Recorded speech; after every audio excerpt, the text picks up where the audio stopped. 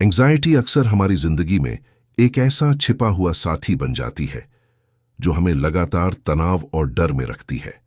यह सिर्फ एक मानसिक स्थिति नहीं है, बल्कि शरीर और मस्तिष्क दोनों पर गहरा प्रभाव डालती है। जब हम लगातार चिंतित रहते हैं तो हमारा दिमाग संभावित खतरों को बढ़ा चढ़ा कर देखता है और यही स्थिति अक्सर हमें अस्वस्थ और असंतुलित महसूस कराती है।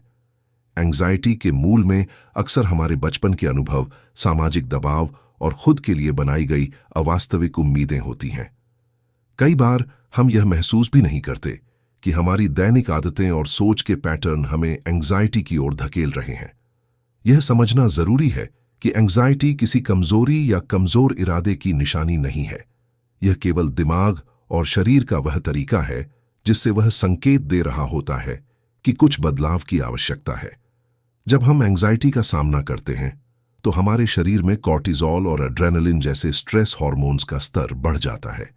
ये हमें फाइट और फ्लाइट स्थिति में डालता है, जिससे हमारी धड़कन तेज हो जाती है, मांसपेशियां तनी हुई महसूस होती है और नींद पर असर पड़ता है। मस्तिष्क में अमिगडला सक्रिय हो जाती है, जो डर और चिंता की भावनाओं को बढ़ावा देती है। यही कारण है कि एंग्जाइटी के समय हम तर्कसंगत निर्णय लेने में कठिनाई महसूस करते हैं और अक्सर छोटी छोटी समस्याओं को भी बड़ा बना देते हैं। नेगेटिव थिंकिंग पैटर्न्स भी एंग्जाइटी को और बढ़ाते हैं। हम अक्सर खुद को अनजाने में ही आलोचना करते रहते हैं और भविष्य की संभावनाओं को लेकर अत्यधिक सोच में डूब जाते हैं। मार्था बेक इस किताब में बताती हैं कि यह सोच का चक्र हमें बार बार नकारात्मक भावनाओं में फंसा देता है। इस चक्र को तोड़ना इसलिए जरूरी है क्योंकि यही चक्र हमें हमारे असली जीवन और खुशियों से दूर ले जाता है।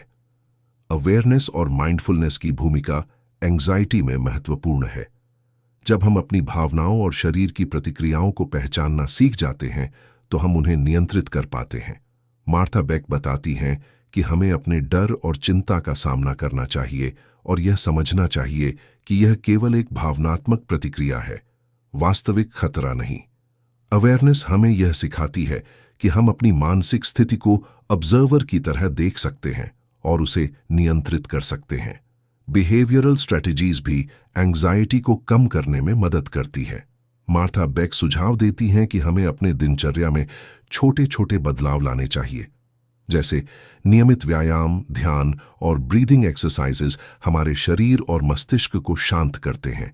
इसके अलावा हमें ऐसे कार्यों में समय बिताना चाहिए जो हमें खुशी और संतोष दें। सेल्फ केयर और खुद के लिए बाउंड्रीज बनाना एंग्जाइटी को नियंत्रित करने का एक अहम तरीका है। इमोशंस को समझना और उनका प्रबंधन करना भी जरूरी है। एंग्जाइटी अक्सर हमारी भावनाओं की अनदेखी या रिप्रेशन के कारण बढ़ती है। मार्था बेक कहती हैं कि हमें अपनी भावनाओं को पहचानना, स्वीकार करना और उन्हें हेल्थी तरीके से एक्सप्रेस करना सीखना चाहिए। जब हम अपने इमोशंस को समझते हैं तो हम इंपल्सिव रिएक्शन से बच सकते हैं और रैशनल निर्णय लेने में सक्षम हो जाते हैं। रिलेशनशिप्स पर भी एंग्जाइटी का गहरा प्रभाव पड़ता है। जब हम लगातार चिंतित रहते हैं तो हमारी इंटरपर्सनल कम्युनिकेशन प्रभावित होती है। हम दूसरों से दूरी बना सकते हैं या ओवर रिएक्ट कर सकते हैं।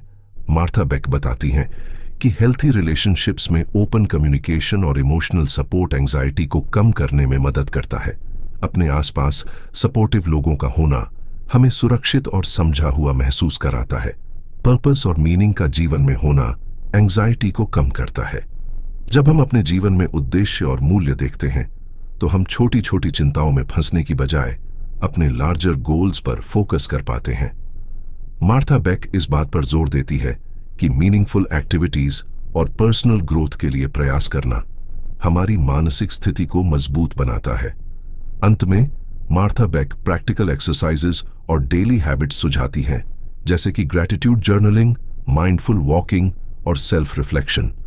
ये आदतें हमारी मानसिक क्लैरिटी बढ़ाती हैं और हमें एंग्जाइटी के नेगेटिव इम्पैक्ट से बचाती हैं। ये समझना कि हम अपनी स्थिति को बदल सकते हैं हमें एम्पावर्ड और पॉजिटिव बनाता है। एंग्जाइटी एक परमानेंट स्टेट नहीं है, बल्कि टेम्परेरी सिग्नल है जो बदलाव की मांग करता है। इसे समझकर और सही कदम उठाकर हम अपने जीवन में शांतिपूर्ण और संतुलित अनुभव ला सकते हैं। एंग्जाइटी केवल मानसिक स्थिति नहीं है, बल्कि यह हमारे शरीर पर भी गहरा प्रभाव डालती है।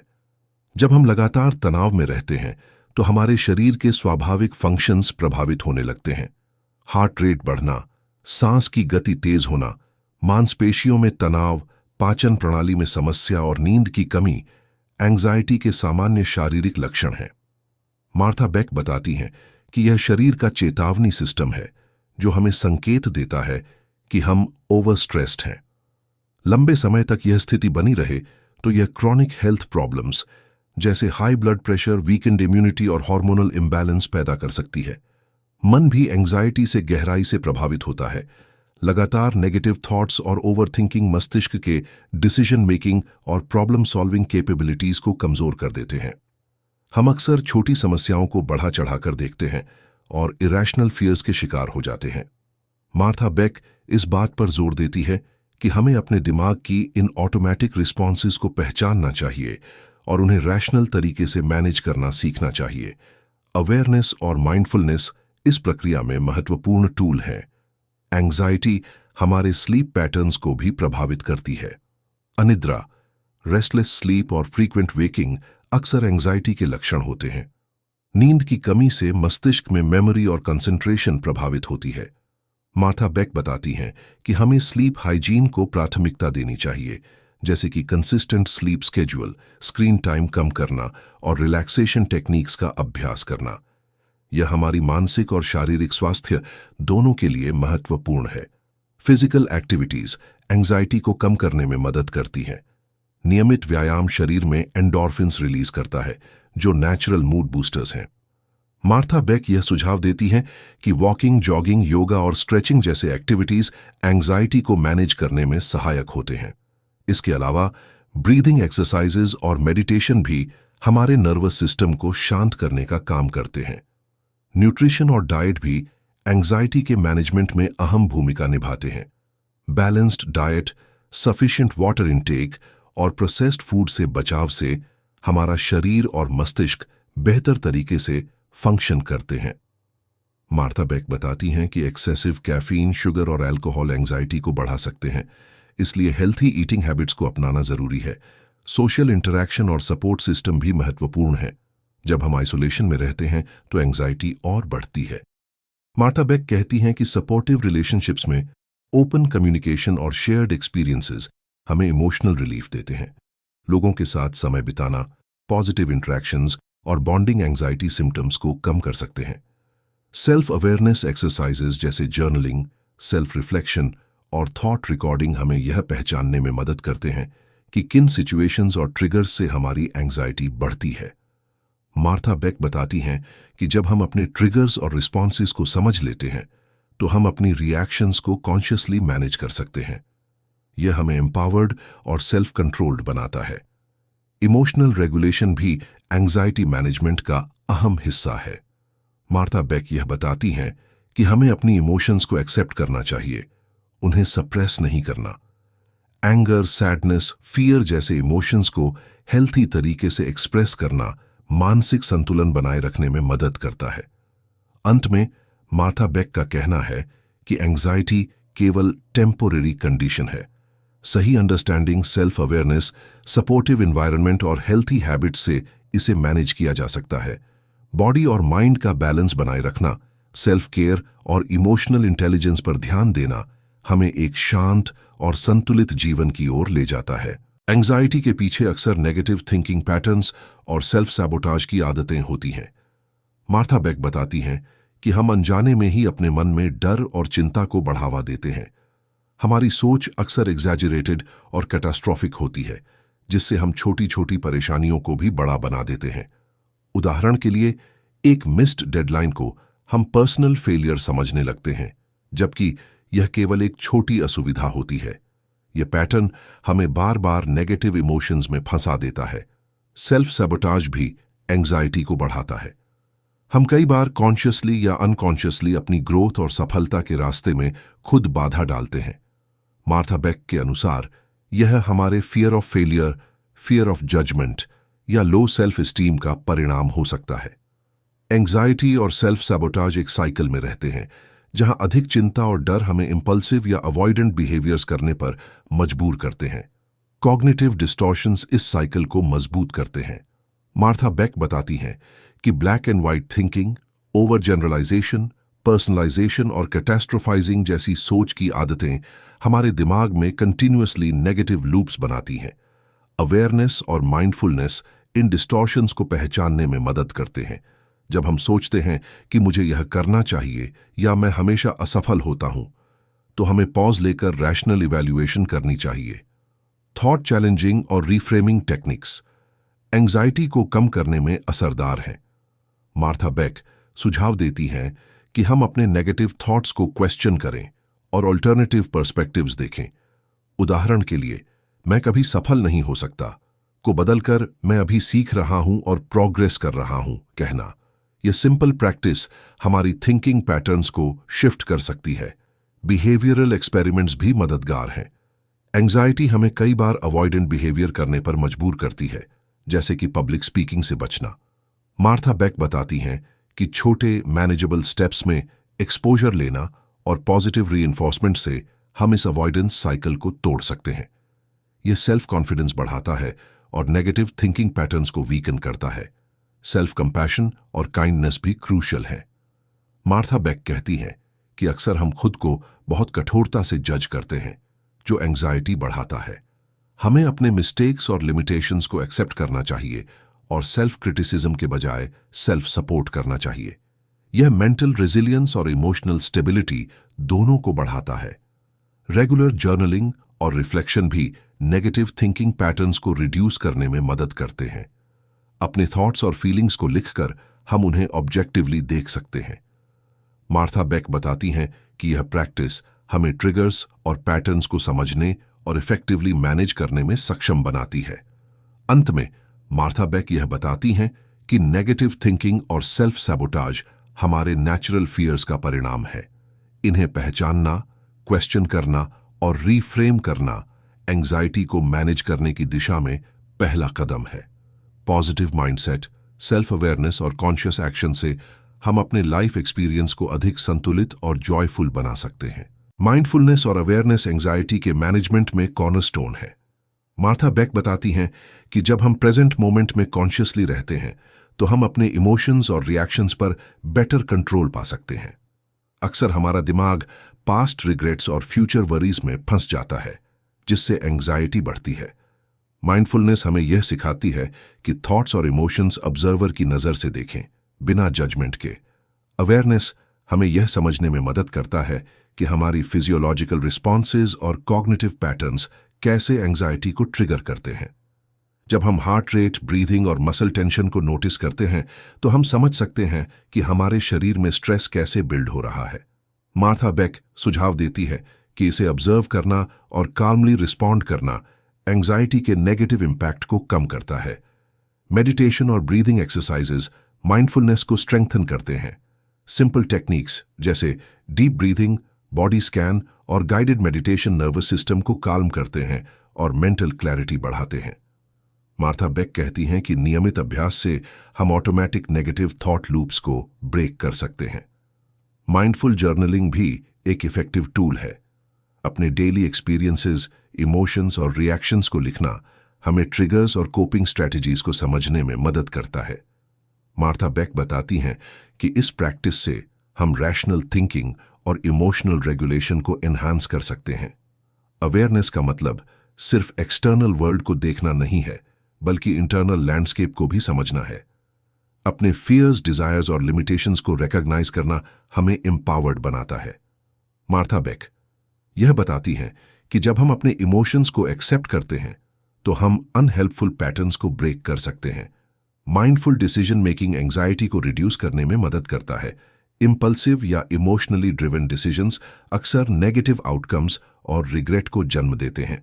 मार्था बेक सुझाव देती हैं कि पॉज लेना, सिचुएशन को ऑब्जर्व करना और काम माइंडसेट में डिसीजंस लेना इफेक्टिव होता है। नेचर और एनवायरनमेंट के साथ माइंडफुल कनेक्शन भी बेनिफिशियल है। वॉक्स, सनलाइट एक्सपोजर और नेचुरल सराउंडिंग्स में समय बिताना हमें ग्राउंडेड और प्रेजेंट रखता है। मार्था बेक बताती हैं कि यह सिंपल हैबिट स्ट्रेस हार्मोन्स को रेगुलेट करती है और ओवरऑल मेंटल हेल्थ इंप्रूव करती है। अंत में मार्था बेक का कहना है कि माइंडफुलनेस और अवेयरनेस एक कंटिन्यूअस प्रैक्टिस है। इसे डेली रूटीन में इंटीग्रेट करना हमें नॉट ओनली एंजाइटी मैनेज करने में मदद करता है, बल्कि लाइफ की अप्रिशिएशन और फुलफिलमेंट को भी बढ़ाता है। कंसिस्टेंसी और पेशेंस की हैं, क्योंकि यह स्किल धीरे धीरे डेवलप होती है और प्रोफाउंड इम्पैक्ट डालती है। हमारे व्यवहार और दैनिक आदतें एंजाइटी के स्तर को बढ़ाने या घटाने में सबसे बड़ी भूमिका निभाती हैं। मार्था बेक बताती हैं कि हम अक्सर अपने तनाव को समझे बिना गलत बिहेवियरल पैटर्न्स दोहराते रहते हैं, जैसे ओवरवर्किंग, प्रोक्रेस्टिनेशन या दूसरों को खुश करने की आदतें। ये आदतें हमें और गहरे तनाव में डाल देती हैं। एंजाइटी से लड़ने के लिए सबसे पहले हमें यह पहचानना होगा कि कौन सी आदतें हमें नुकसान पहुंचा रही हैं। जब भी हम एंग्शियस महसूस करते हैं, हमारा शरीर तुरंत प्रतिक्रिया देता है। दिल तेज धड़कने लगता है, पसीना आता है और दिमाग भ्रमित हो जाता है। ऐसे समय पर मार्था बेक सलाह देती है कि हम पॉज टेक्निक अपनाएं, यानी रुककर गहरी सांस लें, 10 सेकंड के लिए शांत बैठें और स्थिति को ऑब्जर्वर की तरह देखें। यह सिंपल आदत दिमाग को बैलेंस में लाती है। बिहेवियरल चेंज की शुरुआत अवेयरनेस से होती है, लेकिन कंसिस्टेंसी से उसका असर दिखता है। दिन का कुछ समय एक्सरसाइज के लिए निकालना, सुबह ग्रैटिट्यूड जर्नल लिखना या बेड टाइम पर फोन दूर रखना, ये छोटे बदलाव बड़े परिणाम लाते हैं। मार्था बेक कहती हैं कि शरीर जब शांत रहता है तो दिमाग नेचुरली रिलैक्स होता है। अवॉइडेंस बिहेवियर को तोड़ना भी जरूरी है। एंजाइटी में हम चीजों से भागते हैं, सामना नहीं करते, लेकिन हर बार बचने से डर और मजबूत होता है। बेक सुझाव देती हैं कि हम छोटे कदम उठाकर अनकंफर्टेबल सिचुएशंस का सामना करें। धीरे धीरे हमारा नर्वस सिस्टम सीख जाता है कि मैं सुरक्षित हूं। यही सीख हमें कॉन्फिडेंट बनाती है। डेली स्ट्रक्चर और रूटीन भी एंजाइटी कम करते हैं। जब हम बिना योजना के जीते हैं तो दिमाग में केओस पैदा होता है, लेकिन एक ऑर्गेनाइज्ड स्केड्यूल और प्रिडिक्टेबल रूटीन हमारे दिमाग को सेफ्टी का संदेश देती है। मार्था बेक कहती हैं कि कंसिस्टेंट हैबिट्स हमें इमोशनली ग्राउंडेड रखती हैं। सबसे महत्वपूर्ण है अपने शरीर की लैंग्वेज को समझना। जब आपको बेचैनी महसूस हो तो अपने शरीर से पूछें, मुझे अभी क्या चाहिए? शायद थोड़ी नींद, थोड़ा पानी या बस कुछ मिनट की शांति।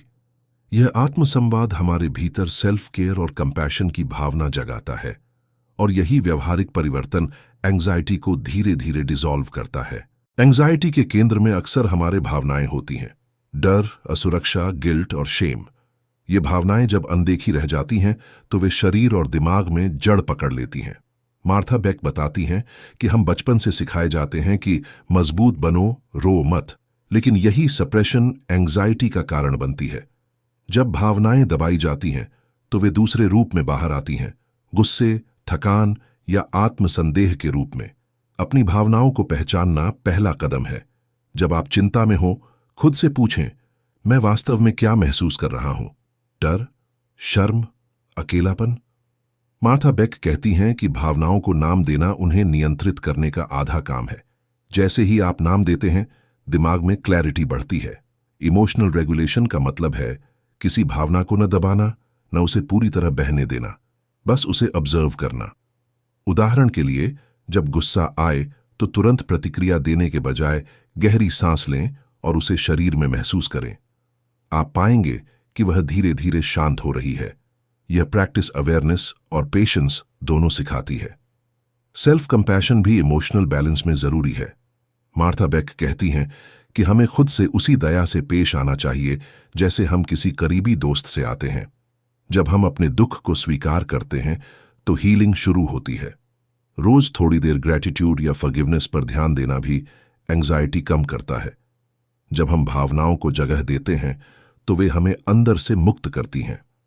एंजाइटी तब घटती है जब हम अपने अंदर के भावों को समझते हैं, स्वीकारते हैं और उन्हें प्यार से रिलीज करते हैं। यही भावनात्मक आजादी मानसिक शांति की कुंजी है। एंजाइटी सिर्फ व्यक्तिगत नहीं होती, यह हमारे रिश्तों को भी गहराई से प्रभावित करती है। जब हम अंदर से असुरक्षित महसूस करते हैं तो यह इनसिक्योरिटी दूसरों के साथ हमारे व्यवहार में दिखने लगती है। मार्था बेक बताती हैं कि कई बार हम वैलिडेशन के लिए रिश्तों पर निर्भर हो जाते हैं, जिससे रिश्ते बोझिल बन जाते हैं। एंग्जाइटी हमें या तो ओवर अटैच कर देती है या कंप्लीटली डिस्टेंस बना देती है। हेल्थी कम्युनिकेशन रिश्तों की नींव है। जब हम अपनी चिंता या डर ईमानदारी से व्यक्त करते हैं तो गलतफहमियां घटती हैं, लेकिन जब हम डर को छिपाते हैं तो वह रिजेंटमेंट में बदलता है। मार्था बेक कहती हैं कि वल्नरेबिलिटी कमजोरी नहीं, बल्कि कनेक्शन की ताकत है। सपोर्टिव रिलेशनशिप्स एंग्जाइटी को कम करते हैं। ऐसे लोग जो बिना जजमेंट के सुनते हैं, हमारे नर्वस सिस्टम को सुरक्षित महसूस कराते हैं। बेक सलाह देती है कि टॉक्सिक लोगों से दूरी बनाना और कंपैशनेट लोगों के साथ समय बिताना एक तरह का इमोशनल डिटॉक्स है। बाउंड्रीज बनाना भी जरूरी है। जब हम हर किसी को खुश करने की कोशिश करते हैं तो बर्नआउट और एंग्जाइटी दोनों बढ़ते हैं। मार्था बेक बताती हैं कि ना कहना सेल्फ रिस्पेक्ट का प्रतीक है, सेल्फिशनेस का नहीं। बाउंड्रीज बनाकर हम अपनी एनर्जी को प्रोटेक्ट करते हैं। रिश्तों में माइंडफुलनेस का मतलब है सुनना, समझना और बिना तुरंत प्रतिक्रिया दिए महसूस करना। जब हम इस तरीके से बातचीत करते हैं तो एंग्जाइटी शांत रहती है। अंत में मार्था बेक कहती हैं कि सबसे मजबूत रिश्ता वह होता है जो सेल्फ रिस्पेक्ट और म्यूचुअल केयर पर आधारित हो। जब हम अपने भीतर शांति पाते हैं तो रिश्ते खुद ब खुद सहज हो जाते हैं। जीवन में उद्देश्य और अर्थ की कमी भी एंग्जाइटी को जन्म देती है। जब हम अपने अस्तित्व से डिस्कनेक्टेड महसूस करते हैं तो दिमाग सवाल करता है, मैं यहां क्यों हूं? मार्था बेक बताती हैं कि एंग्जाइटी कभी-कभी एक संकेत है कि हमें अपने जीवन की दिशा फिर से सोचनी चाहिए। जब हम केवल सर्वाइवल मोड में जीते हैं तो अंदर खालीपन बना रहता है। पर्पस इस खालीपन को भरता है। मीनिंगफुल जीवन का मतलब है कुछ ऐसा करना जो हमें जीवंत महसूस कराए। यह जरूरी नहीं कि बड़ा काम हो, किसी की मदद करना, कुछ नया सीखना या खुद को बेहतर बनाना भी पर्पस हो सकता है। मार्था बेक कहती हैं कि पर्पस हमें भय से ध्यान हटाकर ग्रोथ पर केंद्रित करता है। एंग्जाइटी तब घटती है जब हम अपनी एनर्जी को मीनिंगफुल गोल्स में लगाते हैं। उदाहरण के लिए, अगर आप दूसरों की राय से डरते हैं तो खुद से पूछें, क्या मैं अपने मूल्यों के अनुसार जी रहा हूं? जब हम अपने वैल्यूज के प्रति ईमानदार होते हैं तो बाहरी डर कम हो जाता है। पर्पस क्लैरिटी लाता है। जब दिशा स्पष्ट होती है तो छोटी चिंताएं इनसिग्निफिकेंट लगती हैं। मार्था बेक बताती हैं कि जर्नलिंग और सेल्फ रिफ्लेक्शन से हम अपने जीवन के मूल उद्देश्य को समझ सकते हैं। सबसे खूबसूरत बात यह है कि पर्पस बाहर नहीं, हमारे अंदर है। हमें बस उसे सुनना है। एंग्जाइटी उसी क्षण घटती है जब हम अपने भीतर की आवाज पहचान लेते हैं और उसके अनुसार कदम उठाते हैं। यही मीनिंगफुल लिविंग की शुरुआत है, जहां डर की जगह दिशा ले लेती है। एंग्जाइटी को संभालना सिर्फ सोच बदलने से नहीं, बल्कि आदतें बदलने से भी जुड़ा है।